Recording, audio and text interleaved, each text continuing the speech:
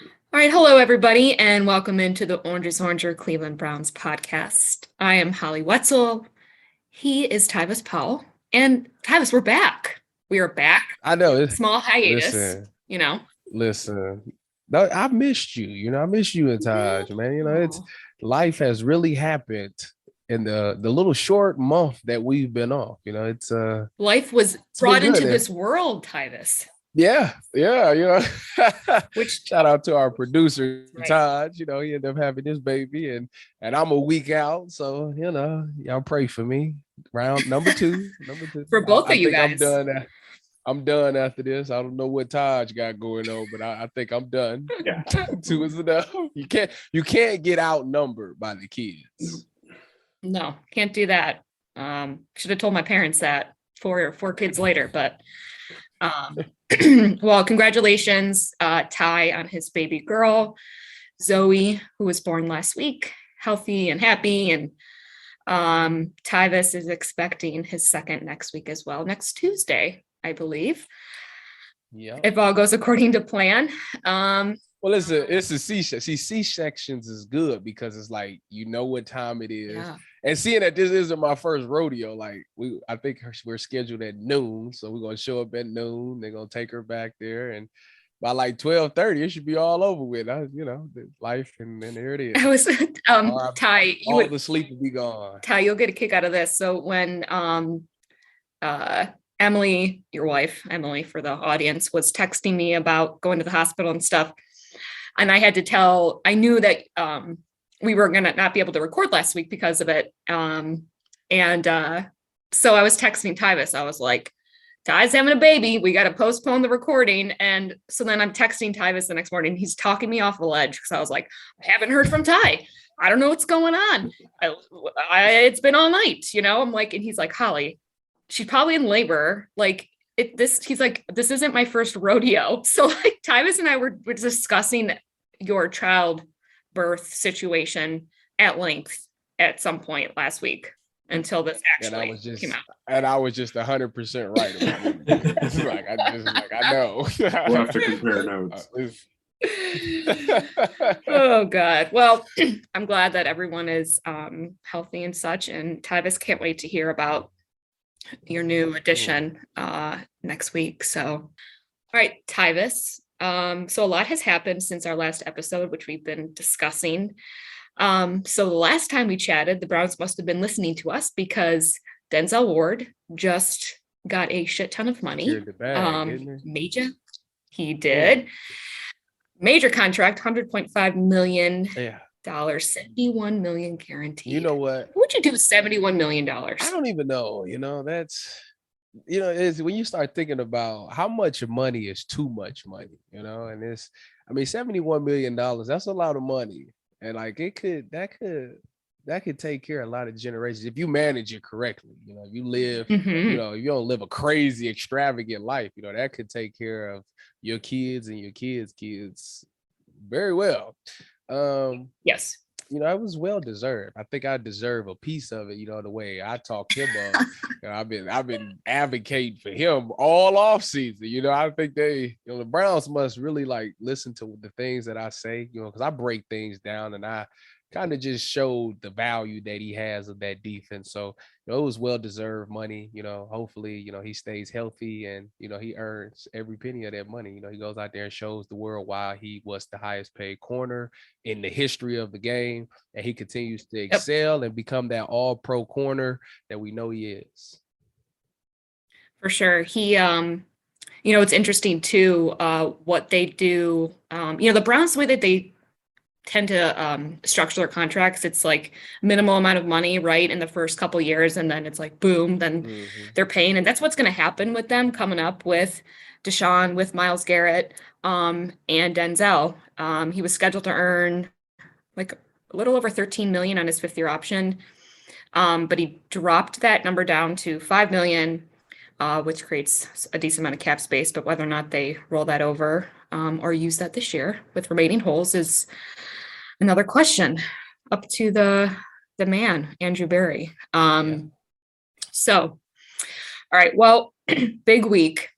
It's draft week. Yes. The moment But is it we've that been they- waiting for this though. We've been waiting on We this have since been. the end of this. It was free agency draft. So it's Yeah. The Browns Super Bowl, right? That's what the draft has been for us. well, but as of lately, because last year's draft was like arguably the best draft in the NFL. I mean, I don't think they really missed on too many players. I think they did a really good job of, seeing the needs that they needed on the team and getting playmakers and getting players. I mean, obviously Jock was the big steal out of the second round last year. Don't know how he managed to go to the second round, but he was the steal, and everybody was really excited about that. So I'm interested to see. I think everybody's interested to see how does Andrew Berry finesse this draft, and how does he get a great player that comes in and can be a contributor right away. Right.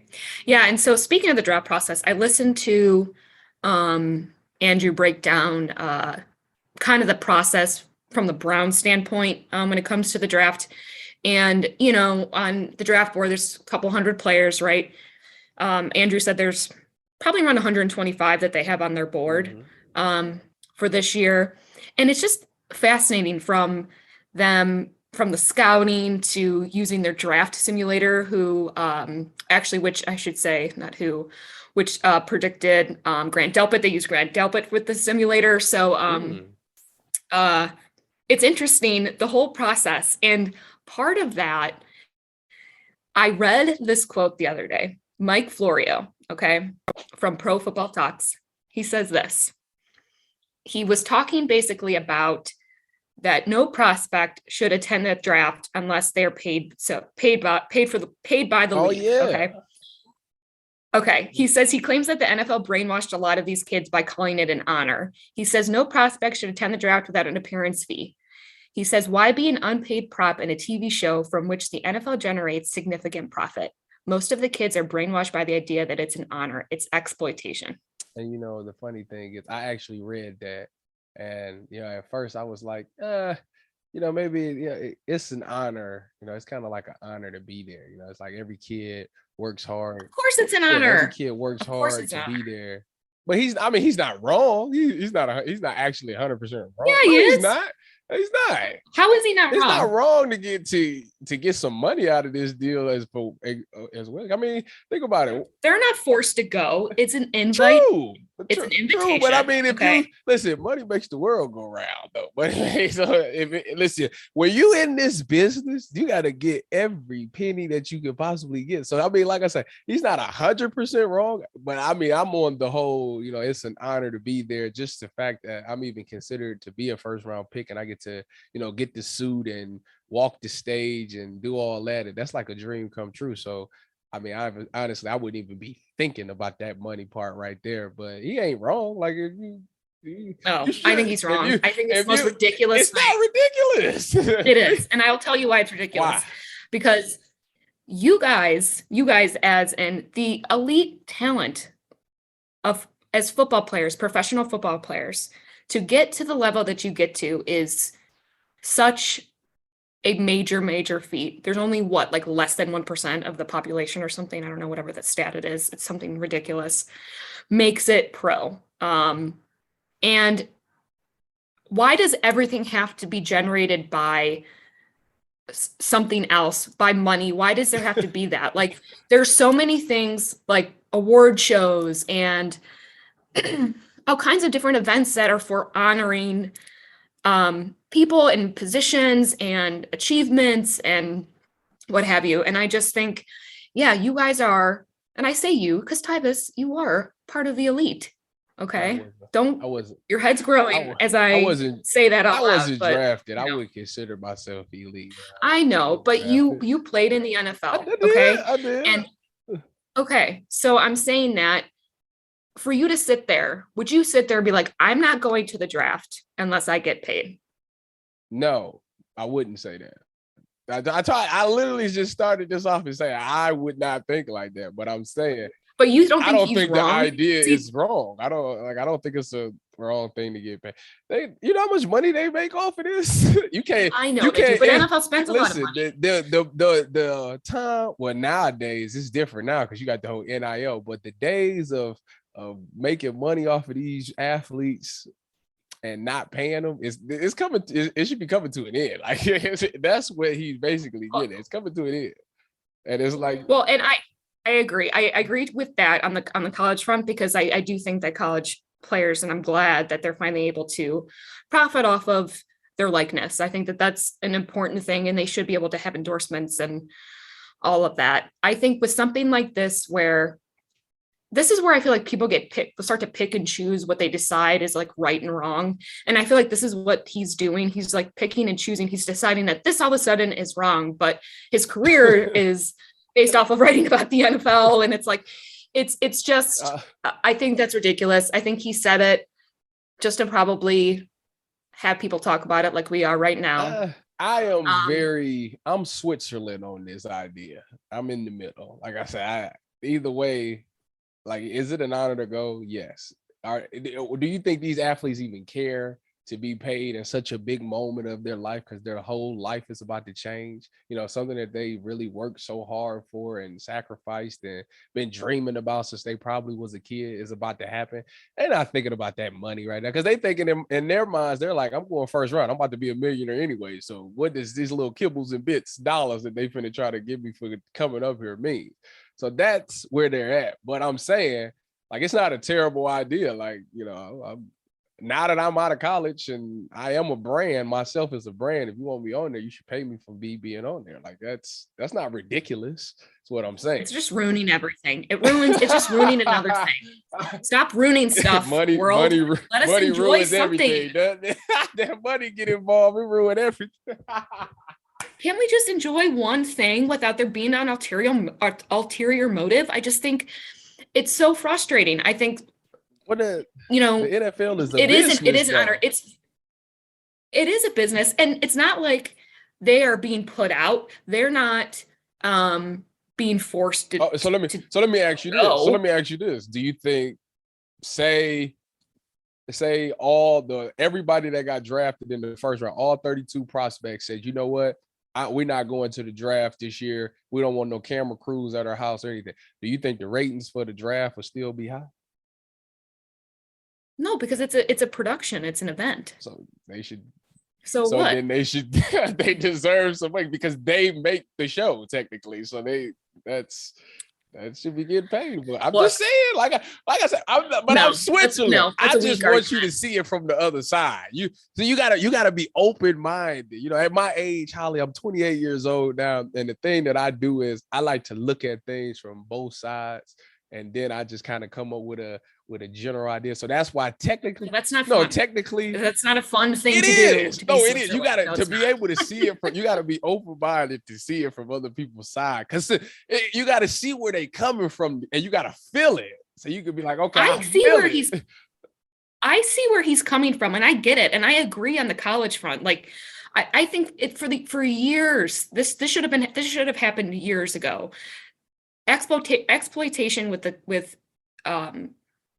college athletes, so is wrong. Football athletes is I would 100% call it exploitation. These guys are going out there, the networks, the schools are making millions and millions and millions of dollars. Why is it wrong for them to get exploited at the NFL draft?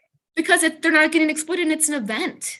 It is an event. It's a award show type of event that they make. It is honoring all of the accomplishments that they've done. They are not. All they have to do is show up. Like, they're not asked to do. But if they don't show up, there's no show. Then that's not the fun part of it. That's my point. Is that it's not. Why does it have to be a thing, right? That's my point. Why does it always have to have an underlying? Because that's just type of the same reason that the NFL is always some type of underlying reason for why they do what they do. Well, I won't argue with you there. So what is the problem? So okay, of course it's a money making event. I'm not sitting here pretending like the NFL just wants to love on these players. Like, I'm fully aware that this is a money making situation. I think though it is a nice. You know what they do? And they're pulling the NFL on the NFL. That's basically what they would be doing. And you know, it hurts when somebody gets you with your own stuff. It hurts. Like, it's like, oh man, you feel some type of way. And that's what it would be. But like I say, I'm not. I'm with the regular old school fashion. I have no problem showing up and not getting paid for it because, like I say, I'm about to make all this money once they call my name. Like I know I got all this money coming anyways. So the money won't be even on my mind at that time. But I'm just saying it's not a terrible idea. I just want to leave this topic by saying, so everybody that's listening, I'm personally right now, I'm just trying to get Holly to see it from the other side of the argument. I am Switzerland on it.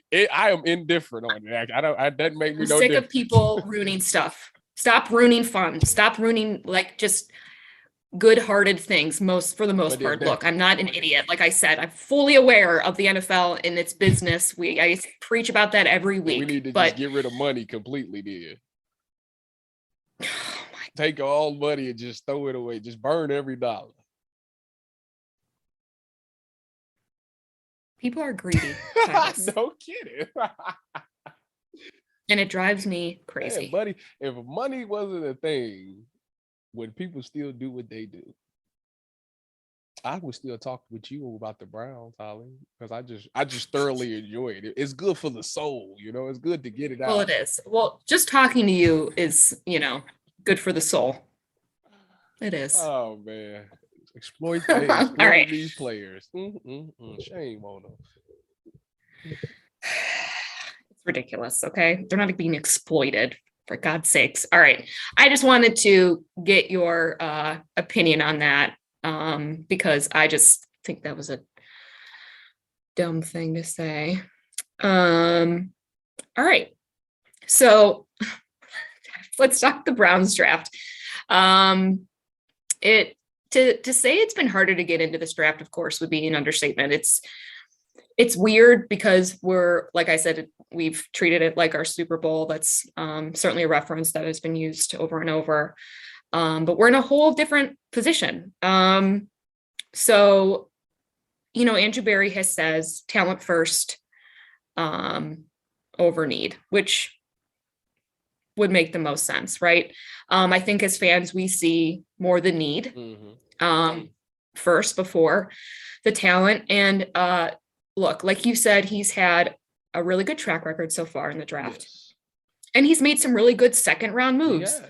JOK, Grant Delpit. So we know where he's using that simulator, whatever, to come up with these picks. So I thought you and I have gone back and forth about this, about who the Browns, what position the Browns should draft first. I have not studied the draft guide. I don't know every single player. I know a lot of people don't, especially this year, at least. I mean, in the past years, for sure, I was way more focused and everything. But I think from a standpoint of what's going to be the best for the Browns, what those first three picks should be. So please enlighten me with your first round picks. See, it's already in my head. Second round pick, third, and fourth. So give me your top three. In that order. Okay, so in the second round, I don't know. We don't know how the draft is going to go, but if talent is a thing and a guy like, I don't know, David Ojabo is still there. Now I know he played for the team up north, and I know that means that he makes terrible life decisions, because why would you ever want to go there? But we're going to take that out. That has nothing to do with it. But if he's there due to the fact that, he did tear his Achilles on his pro day, which was, I don't know if you've seen that video. It was terrible. Like, it was awful. He did the drills towards Achilles, and they kind of just moved the ball, and did nobody go out to help him or anything like that. Yeah, it was terrible. But if he's there due to the injury, I think I would definitely select him, because he is he was raw. He's raw, but he's got so much. His ceiling is so high, and I think with a need now opposite of Miles, I think he would actually come in and do a really good job. Probably, obviously, it won't be right away, because he has to heal from the Achilles. So that's a risk that you're taking, but I think the reward, it's a high reward for it. Moving forward, if third round, we got to address the defensive tackle spot. Right now, yeah. the only guy that I know is Sheldon Day, and shout out my boy Shell. I'm gonna have to get him on the show one day. Shout out my boy Shell. I played with him in San Fran. Now Shell is good for sure. He seems small compared to other defensive tackles, but he's very effective. He's good with his hands and all that. So, I'm confident with Shell. Obviously, I'm kind of biased because I played with him and that's my boy. But we definitely need some more defensive tackles because right now that position is kind of the weak link on the defense. I mean, you think of everybody else. Everybody's pretty solid, but that defensive tackle spot is kind of the big question mark. So I think you should address that. And, we got 2 third-round picks. So I would address one with the defensive tackle, and then I would address the other one with the wide receiver. Now, whichever one you want to go first in the third round, that doesn't matter. I just think that those. Well, that's what I was asking you, though, too. Which one would I go first? Defense. I would go though. defensive tackle first. Okay. So therefore, I'm going 2 defensive. So you're going wide receiver third. Yes. Why? Okay. Why am I going wide receiver third? Because one, we got Coop, we got DPJ. So that's, DPJ showed up. He made plays when it needed to be. And I still think there's some free agent wide receivers out there, obviously that can come in and be very productive. You still got Juice out there. I don't know what his situation. You still got Odell out there. I don't know what his situation is. But this other guy, you get Cole Beasley. Like Cole Beasley's being in the slot. Nice, I don't know what his money thing is. Obviously, you got Deshaun Jackson posting about that one look icy. Come on now, you can spread the field. I don't know if he still got it, but he definitely still fast. I mean, I seen him in the Oakland game make a couple of plays, so he still got a little bit. You only need it for 1 year, so I just think it's a way you can address that. It's the defensive tackle spot that I don't see, too many big name defensive tackles out there that could come in there and be game changers, and the only issue is that I really think you need to have some veteran presence on that defensive tackle spot. Obviously, you need somebody. It's the guy from Goldman, Eddie Goldman from the Chicago Bears. I don't know how much he's demanding, but that's a name that could potentially come in there. But outside of him, I don't really see too many answers at the defensive tackle position. So I think I would definitely address defensive tackle with my third round pick and then wide receiver, because it's a guy like the kid from Alabama, Mechie. He'll be there. He'll probably be there in the third round. Possibly Sky Moore. I know a lot of people think Sky Moore's gonna go second round. He's very talented. He's very, very talented. But the thing about AB though, there's Jalen Tolbert too from South Alabama. Yeah, that's a name floating around. I just think it's this wide receiver class is so stacked that a lot of receivers that you thought would be second round probably get dropped down to the third round. So they'll still be around, And I think with Coop and DPJ, I think that's a pretty solid lineup right there. I mean, all you really kind of looking for is another slot receiver, and I feel like you can find that. You can find that easily. As long as they can fit and run routes and catch the ball and do some stuff. And you still got Schwartz. He got a lot to. He still got to develop his game. Yeah, he does. But he made some plays earlier in the season last year. So he had a great catch and great day. So he showed that he got the potential, but you just need a vet. You need a vet in the slot. I think that's what I'm trying to get at. So some say he was the cause of Baker Mayfield's injury, right? I mean, that's not funny. Maybe blessing in disguise. Who knows? That is not funny. They said that for real. They throw Schwartz under the bus for Baker. It was on that. It was that play. Yeah, he stopped short. I think that's what it was. Things happen. I know. I mean, that's ridiculous. Like, what's he gonna do? Schwartz gonna be on the roster no matter what.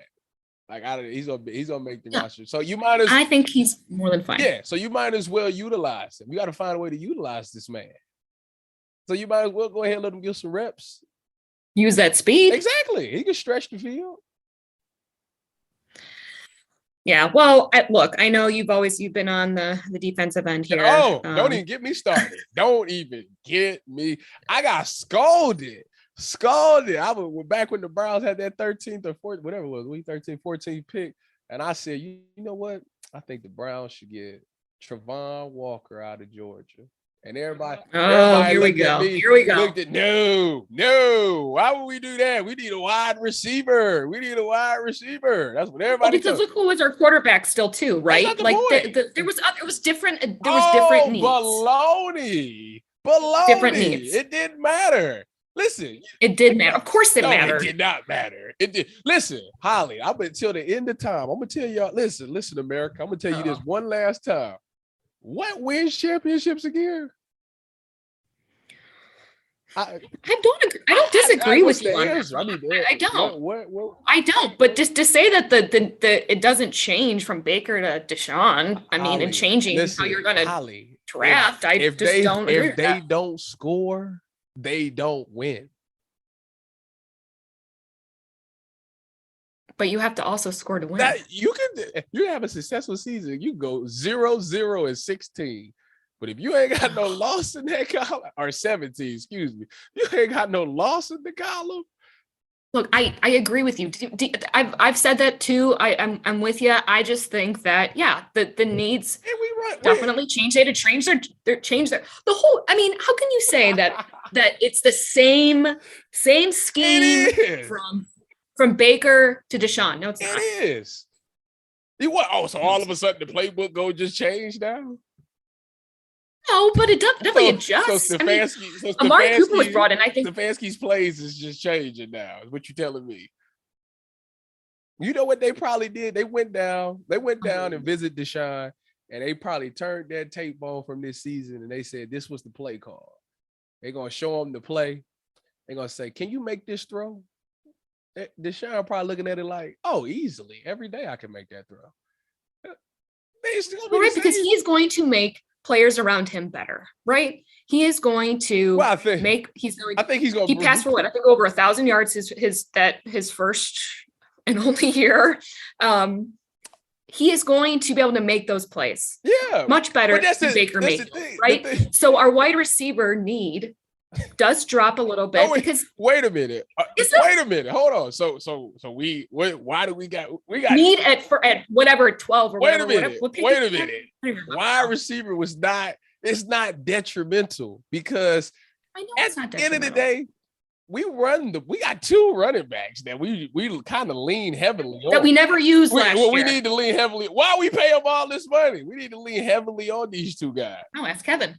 Well, I ain't got. We didn't use them. That's a story. That is a topic for another day. They wanted to hang Baker out. That's a topic for another day. All I'm telling you is we got these two running backs that I believe we lean heavily on. We need to lean heavily on because those two are definitely the best 1-2 combination. Now, granted, Hunt was hurt last year, so they left a lot on Chubb's plate and he got tired. So I think we need to utilize them more because it opens up so much. If you can establish the run game, the passes become so easy because you have to account for that run. Now you bite and play action, and now boom, we just hitting you right behind the linebacker's head. Boom. And we couldn't rely on that with Baker with the passing. We couldn't. Was he? So he wasn't hurt last year. Oh my God. We're like, this is just going. Wait a minute. I'm not circle. Here we go. I'm not even about to defend him, but was he hurt last year? I don't care if he was hurt or not last year. He wasn't good enough. Was he hurt? Sure. Okay. That's okay. He was hurt. So yes. Before he was hurt, Kansas City, did he make some pretty good throws at Kansas City game? Yeah, but did he finish? Did he finish those games? Did he win those games? Was it all his fault? Because I recall a punter dropping the punt. What game was that? Kansas City. Trust me, I was watching. That was the Kansas City game? It was. Okay, so then it was. All right, well, he didn't get it done in 2020 against Kansas City. Good old Chad. Arguably, that was defensive fault because they had Chad, a backup quarterback. Have you been talking to Chase Smith? No. Are you on this Baker bro train? I feel like no. I that's the thing. I'm Switzerland on him too. I'm Switzerland on everything. And ladies and gentlemen, if y'all don't know, I'm Switzerland on dang near everything in life. I don't have a problem with the guy. I don't. But 3rd and 12 with a backup quarterback in the game, or with the game on the line, your defense got to step with that. Come on now. third, you let him scramble for 12 yards and get it. Like, that's ridiculous. That's ridiculous. What about the Chargers game when he went 3-0? Who? Or 0-3, sorry. Baker, in the end of the game. That was on the defense too. Baker, was they not up by like 14 points? How many blown coverages was in that game? How many blown coverages it resulted in a touchdown in that game? He's not good enough. No, He wasn't see, good that's enough. no. He just wasn't. Because, That's the end of the day. Wait I a got minute, no, burned Holly, you're not about to do that. ridiculously. Don't do that. If you go see, that's the thing. We sit back and we trash that man. But it's I'm other not trashing him. it's other problems too. Like that defense, they literally gave up 2 wide But open. you know as well as touchdowns. I I'm do, just saying, Tyvis, listen, your defense, I'm calling it like you're gonna- I see it. you're going to defend the defense, okay? Because that's I'm how you telling roll. you right now, I they get just lost because of the defense. They lost that Chargers game. I understand flat that. out because But what of is the most important position on the field? You want it left tackle. You like that, didn't you? You like that with this? Look, you got to get good on your feet. Left tackle, technically, if we want to be honest, left tackle. Yeah, left tackle brings all the fans in the stands and They should. the whole thing, should. right? They should. That's, You know, mhm. no, They make the most They money. should. You know what? They don't get the respect and the credit and the recognition that they deserve because it's their job to keep that franchise quarterback jersey clean. And he can't even see it coming. So yeah, left tackle is definitely the most important position to answer your question. Okay, well. You like that one? You ain't think You're ridiculous. Like, I don't even know. What do you even say to that? Like, I don't even. You can't argue that. Even, It's the look truth. at Ty. Ty's laughing off camera because he's like, that's the most ridiculous thing Is I've that ever not heard. the truth? So left tackle is not important. Not the most important position, and it's not. And that's it. Wait That's a it. minute. We're not How even. is it? Wait, how is it not? The quarterback of this most is.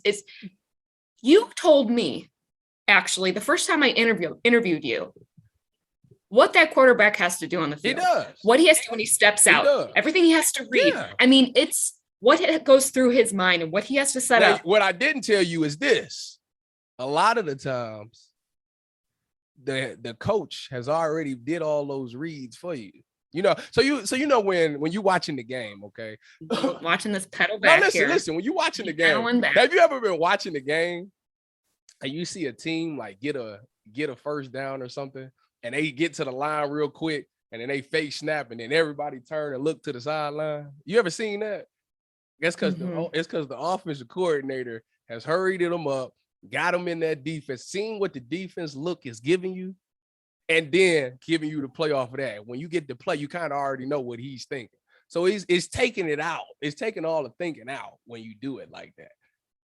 So to answer your question it's again, a plug and play so- position, right? so Anyone can play the quarterback position because Chad Henne, offensive wait a coordinator. minute. I mean, what? Chad Henne is a hero for scrambling the ball on 3rd and 12, and he ain't. There's so much quick decision making. You know that. There's so much quick. You know how hard it is for a 315-pound man to try to block somebody that's faster than them. That's like 250. I can't believe we're talking. I can't believe we're having this I'm just conversation. telling you. I'm just left tackle is hard. Okay. I'm just telling you, All right. it's hard as heck. They don't. And corner is. I Corner didn't is say too. it's not, but it's not the most important position on the field. It is. So Because if your left tackle ain't good, try to tell the NFL if that. your left tackle ain't good, your quarterback, it doesn't even matter. It don't matter who at quarterback. It don't matter if Tom Brady's at quarterback if your left tackle can't block nobody. Well, I disagree. So, It's the truth. Mr. Switzerland over there, It's the truth. I disagree. God, And it's just God, tell her I'm not lying. If your left tackle, if you can't block for your quarterback, then what's the point of having him? Like, he ain't gonna get no pass off. The left tackle, he can't even see it coming. Yeah, I think we should call this episode "All Hail the Left Tackle." oh my god. I just think they just need, listen, they don't get the respect that they deserve. All right. It isn't about the left tackle. Okay. And when Ty listen. and I go back and forth about what to name this episode, it's going to be like, it's going to be to the left I'm tackle. just So saying, Ty, you already asked have me a question. title to You asked the me a episode, question and okay? I answered it. Okay. Well, we will just respectfully agree to disagree, which we've been doing a lot on this podcast. And we've been agreeing a lot. So this is good. It is what it is. Even though you're Switzerland, but you disagree. So I don't know about that. I disagree with. You asked me a question and I answered it. Baker, for starters. Baker is definitely listen. You're acting like this is a plug and play position. That's the most ridiculous thing. Wait a minute. I don't want people to get on here and listen to this episode and believe that You said Chad Henne. That I'm pro Baker. I'm not pro Baker, but I'm not anti Baker either. I do believe that it's some things that he definitely did. For example, he definitely came to a dead franchise and revived it. It took him to the playoffs. He did 100%. He did that. Yes, absolutely. He did. Okay, so he deserves his credit for doing that. But he did make some terrible plays last year, and he definitely made a terrible decision by continuing to play through an injury. He definitely hurt his team. Yes, he did. But some of them losses was not all his fault. The Chargers loss was not his fault. The Pittsburgh loss, I don't believe was his fault. I think it's kind of on the receivers a little bit, honestly, because they kind of couldn't get no separation.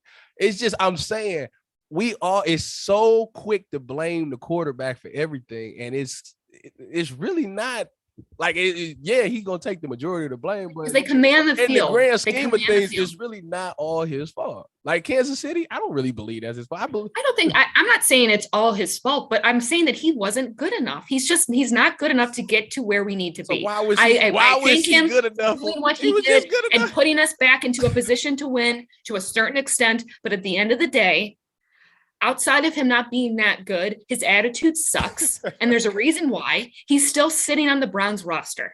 Yeah, nobody wants getting some ugly statue of himself in Oklahoma. Nobody wants to pay that money for him. That's what it is. That's kind of what that's about. Yeah, but I also heard today Aditi Kikubala from NFL Network so that she talked to an executive and that was interested in Baker. And it was it the contract? Is it the 18 million? Or is it the attitude? And guess what he said? Attitude. Probably both. Well, he said attitude. But yeah, no, is he in a great position with that $18 million around him? No, of course not. He's a steal in certain situations. And in this situation now, he's not. So at the end of the day, though, he can't. There's a reason why he's still sitting on this team right now. And that's it. Okay. And there's many reasons. Let me ask you this. But he could have went to a couple different teams, Tyvis. All right. And guess who's playing in Seattle? Geno Smith. I'm a counter your argument with this. Okay. You said that Baker can't get you where you need to go.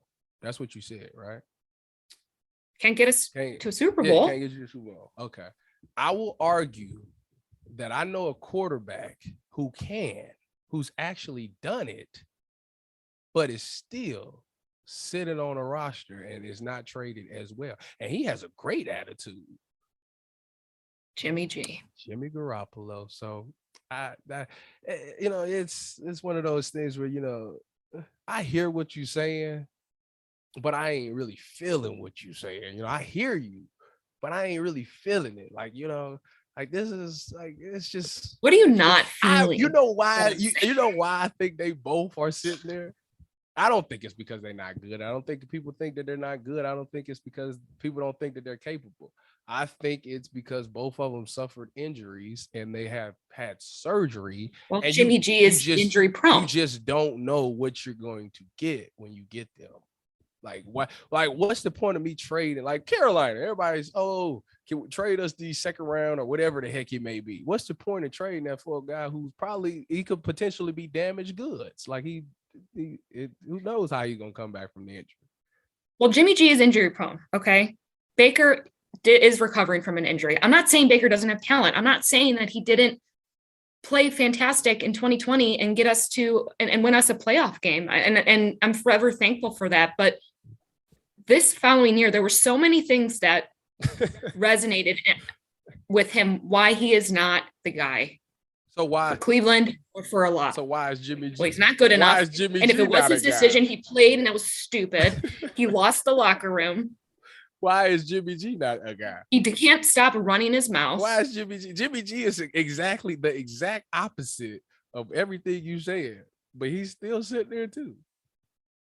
Yeah, with a good attitude, at least for one. I get what you're saying, but he is injury prone. They're two different players. But they're I both actually think Jimmy both G's a lot better, sitting and I there. would have taken Jimmy G. I would have taken Jimmy Of G course you would in have. Cleveland. Of course you would, because you probably think Over Baker. You think Yes. you think he's good looking. You'd have been nice to see him. That doesn't hurt any situation ever. Okay. That is just an added bonus. Can you imagine the lineup from our coach to our quarterback? Come on. Oh man, you should become a San Fran fan. Well, I leave that up to Taj, our producer, on that, because he is a San Fran man. Are you? I did not know that, Taj. That's nice to know. He's lived there for a long time, right, Taj? I don't even know how we got on this. I don't even know how we got on this topic. You asked me what was the most important position, and then you just wanted to let your feelings for this went off the rails. Yeah, you wanted to let you know what? This makes us better. When you keep it bottled up, that get your blood pressure going. You got to release that stuff. So it's good that you got that off. But I'm just telling you, I'm just countering you with that. It's another example of another guy who's the exact opposite of everything that they say is wrong with Baker, and yet they're both in the same boat. So no, I would not make them same players. Taj, who you taking, Baker or Jimmy? I mean, Jimmy Garoppolo is pretty good, I think. So Baker ain't good. Baker took a dying. Yeah, he took a dead franchise. That's what they got dead. All right. 0-16. And he took him to the playoffs. I'm not as knowledgeable as you guys, but I guess that's the whole question is how is he going to take stepping down, right? Listen, the best thing that could happen for Baker Mayfield is that he get traded to the Tampa Bay Buccaneers, where he can sit behind Tom Brady, learn how to become a quote unquote adult, mature. He won't be rushed in. That shoulder can heal right away. He can learn from the best. And when Tom Brady sails it at the age of 50, then, he'll be able to come in and be able to command the offense and be more mature and, be able to zip that ball around. And plus, Bruce Arians is in the front office. Bruce loves Baker. So I think that probably be the best situation for him. Obviously, he would have to humble himself because obviously he wouldn't be the starter. But, it could be a learning thing for him. I think it's the best move for him.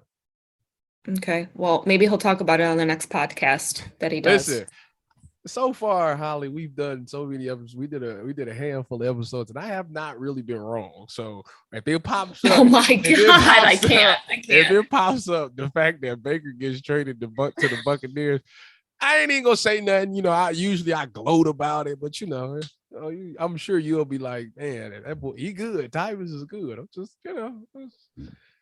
oh man.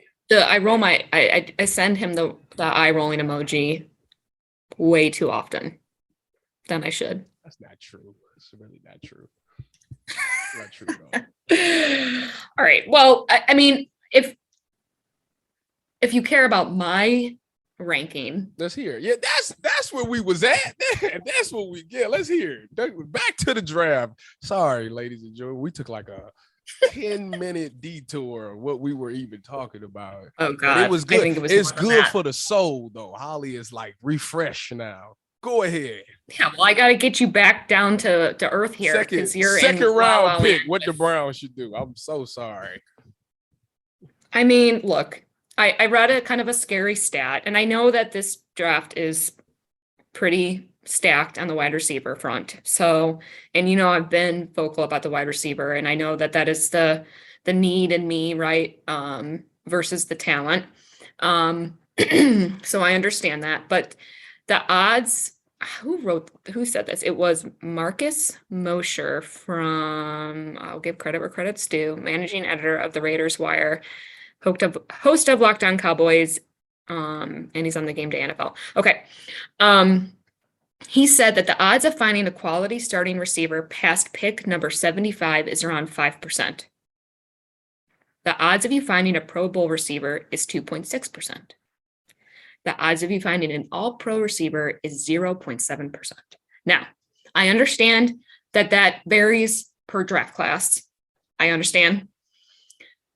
So numbers might not be this, right? scary, but I think it's more of a general median number, if you may. Is that the right of the mean, medium, Mean, medium? medium, and mode. Yes. Yes. Okay. Median is the middle Wow. number. Mode is Look at most you. often. Mean is when you add them all up and then divide them by the number that you have. Math was my favorite subject. Wow. Yeah. Interesting. Look at you. All right. It is not mine. So I would like a wide receiver, and who I like but scares me a little George Pickens. is George Pickens. You Yes. seen the stuff that came out about what the coaches were saying about him? Yeah.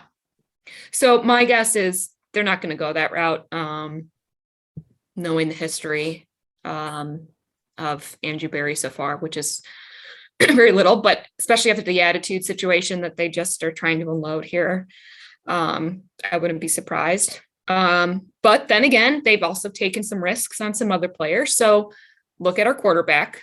So, I mean, Kareem Hunt, there's the list kind of can go on. Mhm. I'd like a wide receiver. I was last year I was convinced about how stacked we were in that position. And I just thought, oh my God, we have one after the other. And boy, we ended up here we are. So I'd like a wide receiver. George Pickens, like I said, that's kind of a scary pick. Sky Moore from Western Michigan, Jalen Tolbert from South Alabama, of course, who I mentioned. So that's where I'd go. What about first. Jahan Dotson if he just so happened to fall? Kid from Penn State. You haven't watched him. I watched him a couple of times because I don't think I've watched him, so I guess I need to do that. Tell me about him. Went to Penn State. Did really well against the Buckeyes for the past couple of years. He had a one-handed catch. Then he ended up scoring again. He's really very talented guy. He's one of those guys that just might get into the first round. But if he just so happened to fall because there's so many receivers to the second round, he would be an absolute steal. Yeah. All right. Well, then I'll have to check him out. I'll let you know my feedback. There you go. So wide receiver, I'd go defensive end and then defensive tackle. Would be. Didn't you just hear what I just said about the defensive tackle? We are arguably we're like the worst in the league right now at the defensive tackle position. Like that is huge. If you can't stop the run down, I'm aware where you stand. Like this is on the defense. Listen, I'm sorry. And people might call me biased. They might just say, but for example, the Rams just won the Super Bowl this past year. They did. Their best player is what? A defensive tackle.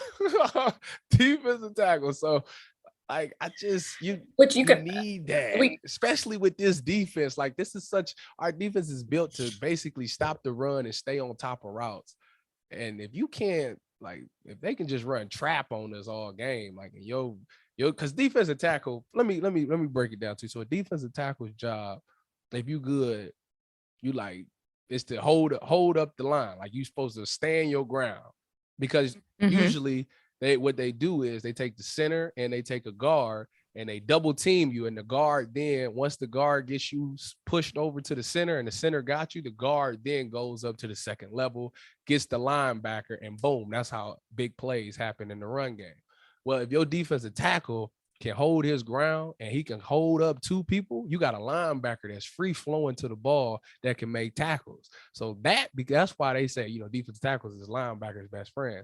So if you got a guy who can do that at the defensive tackle position and hold it up, or be disruptive, it makes it that much easier on the linebacker, which won't allow them to start biting play action because now they're not worried about the run because they got a defensive tackle to stop it. So that's why, to me, it's detrimental that we get this defensive tackle position addressed. That is Tyvis football defense 101. Well, look, I am not that's just where I go. Okay. Totally agree. I on the other end, I will also contradict myself to a certain extent when I talked about having a quarterback like Deshaun makes players around him better and makes can make some really great throws to maybe more average receivers, finding them, right? So on that front, maybe their focus changed onto more defense going first. So, well, their first pick in the second round. So we'll see. It'll be an interesting. So, all right, we're going to take a break because we need one. And then when we come back, I'm going to ask Tyvis what's like more likely to happen, just some really random fun scenarios. And we'll wrap up. And so we'll be right back.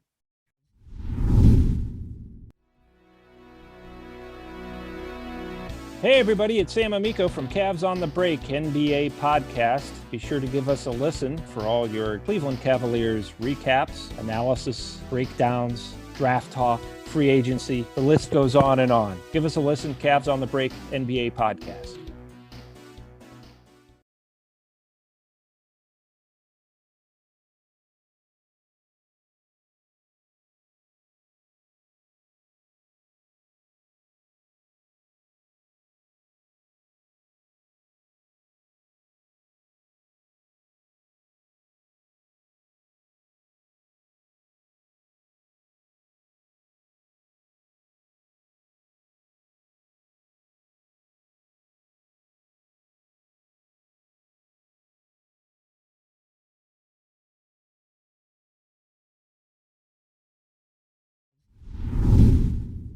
All right, we're back on the Orange is Oranger Cleveland Browns podcast. I am so over Tyvis Powell. I can't even explain it. That's who that is. We're having a good conversation. Listen, I'm trying to. I just want. I can't even tell you what was just discussed over. Listen, I just want people to like the break, not just point the finger at one person. Like if you're gonna put blame, it's blame.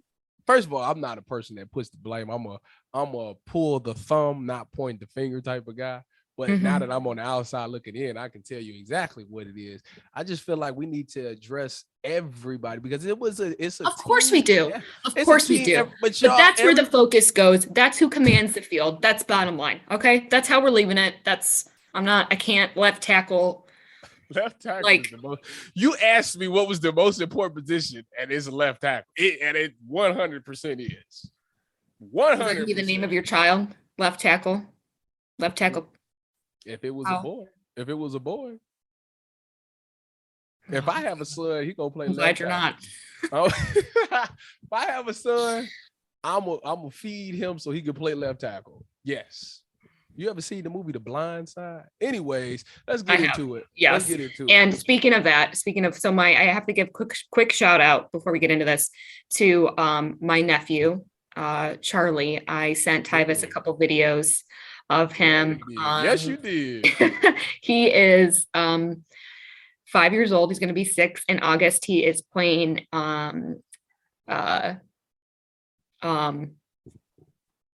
flag football. Sorry, I don't know where my brain was going. He's playing flag football, and he has had a couple monster games. I sent Tyvis 2 of his. Actually, I sent you 3 of his touchdowns. And some of his defensive skills. He is just killing it down there. He's playing in the league with 7-year-olds. He's 5 playing with 7-year-olds. Mm-hmm. Oh yeah, that boy looked like number 5 for the Trojan back in the day. That's what he looked like. Ain't he wearing number 5? Was I looking at that right? Good question. That boy looked like Reggie Bush. Boy, he out there. Listen, got the cut back going. I don't know who working with him. But he's advanced. He's very advanced for his age right now. I mean, he's such a sports nut, and he like throws to himself. My brother told me in the backyard, and runs his own plays, and he's just one of those well-rounded kids that's going to be a great athlete, probably in whatever he does. Nice to see that kid. But my brother's trying to get him to eat. So Charlie, he wants him to grow. So Charlie, you listening? Aunt Holly says to eat your greens, eat your protein, build those muscles, so you can become the next Cooper Kupp. Because I know that's what he is looking to do. So yeah, It's just nice to see that kids are still getting out and playing in the yard. Now you think all kids do is play that Fortnite and Roblox and all that. So it's good to see that kids are still getting out and being in the backyard playing. I feel like I don't see that a lot no more. Yeah, he's definitely a little bit of an old soul in a lot of great ways. So, all right. So let's get to what's more likely and we'll wrap it up. So, Tyvis, what's more likely to happen? Browns trade up or Baker Mayfield is traded? I think the more likely to happen is that the Browns trade up. Oh. And I'm gonna tell you why. Because if they get to the second round and one of those big name wide receivers or even David Ajabo is still sitting there, I can see them definitely packaging one of those third round picks and their second to move up to grab, either that receiver or David Ajabo or somebody that they like. I just think that's more likely because right now the whole Baker thing, like I don't know what his value is, but like I just don't think it's worth Don't that ask right me. now. Yeah, they got. Yeah, we're not gonna ask you. We're not gonna ask you. Trust me. But this is the fact of the matter is Hollywood. If y'all don't know, Holly's nickname is Hollywood. The fact of the matter, Hollywood, is this is a former first pick, and whether you like it or not, whether you like him or hate him, he definitely was a spark on a team that was. Are you talking to Dan Orlovsky on the side? Is that what you're doing? You guys just getting together and that's what he be saying. He be saying what I'm saying.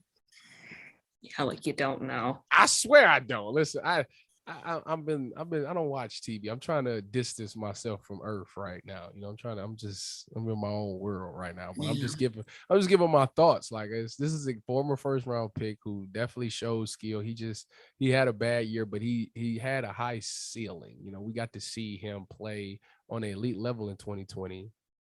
And I think somebody can see that and be like, you know what, we that's worth giving it a shot. But I just think right now, for the Browns' sake, it would be more valuable if they can get, that quote unquote big time receiver that they think they can get. So moving up, to answer your question, finally, it's moving up.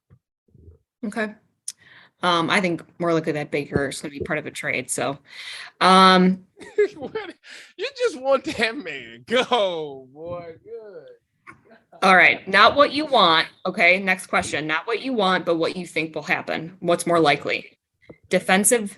Well, I guess I'm going to change it. Defensive tackle or wide receiver with the Browns' first pick. Their second, you know what I mean. Number 44. We all know what I want, but what I know what you want. That's why I said. Like I said, it's more likely. It depends on who's there. How about that? Nope. Give me an answer. No, that is not the fun. That is not the fun thing to do. It's not the fun thing to do, but it's the most logical thing. Okay, this is a game, Tyvis. This is fun. This is fun stuff. So give me an answer. So I can be illogical, ain't fun. No, they will probably pick a wide receiver there. That's what you want to hear. That's what you think. All right, wide receiver. Just to go against you, I'll say defensive tackle. Good answer. The Browns will draft the best of. This is more of like a true or false. The Browns will draft the best available, even if it's a running back or a guard. It's with the second pick. Yes. The second round pick? Absolutely not. It would be a wide receiver or a defensive tackle. But I do believe that one of those third round picks could become a running back. No, well, did you hear what I said? Okay. Not that they're going to. No, I know. You said true or false, would they draft a guard or a running back with the second round pick? No, draft best available, even if it's a running back or a guard. True or false, basically. They better take the best available, but the best at available 44, probably, let's say. The best available will probably be the position that they're looking for. So, I would think it would be that it would have to be like a slide. Like you That's would a have tough to, one. I like know. you would have to tell me somebody like, I don't know, George Karlaftis is there at 44. Like, or no, that doesn't make sense because they need a D line. You have to tell me like I don't even know what they need. Or what I don't even know what they I don't even know. Yeah, I mean, yes, they're gonna draft the Okay. best available. That's the answer. Even if it's a running back or guard. Okay, that's fine. All right, another kind of true or false, I guess. Browns draft 2 or more wide receivers. They definitely gonna draft 2 for sure. I'm gonna tell you that off the bat. True. Okay. Last question. Baker is a starting quarterback in 2022 or he's a backup?